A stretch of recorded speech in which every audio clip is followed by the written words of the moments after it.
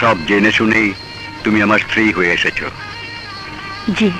রানী, নাও নাও আমার মানিক রতনকে, যাকে নিজের সন্তানের মতো করে মানুষ করবে।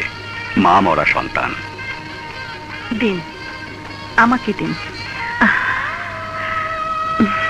এই বাবরের নামেই আমি পুরো এস্টেট উইল করে দিয়েছি।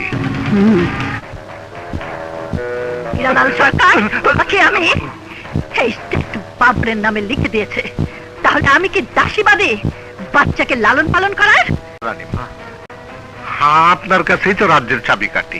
আপনি যেভাবে কল নাড়াবেন সেভাবে নড়বে।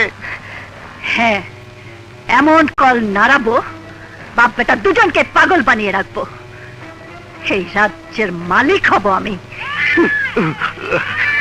ওরে বাপ রে বাপ, বেঁচে গেলাম। চুপ চুপ, খিদে পেয়েছে, না খাইয়ে রাখবো।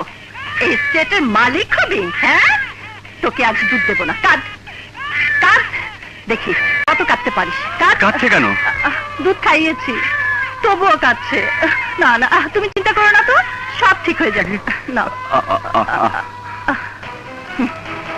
ওর কান্না শুনলে আমার বুকটা কেঁপে ওঠে। ওকে নিয়ে যে আমার অনেক বড় স্বপ্ন। কাঁদে না বাবর। না না না, আমি ইঞ্জেকশন দেবো না। ইঞ্জেকশন দিলে আবার ঘুম পড়ে। ইঞ্জেকশনটা দিয়ে দাও, তাহলে মাথা ঠান্ডা থাকবে। না না না, আমি ইঞ্জেকশন দেবো না, আমার ভালো লাগে না। দাও, জোর করে ইঞ্জেকশন দিয়ে দাও। বাবর বাবর।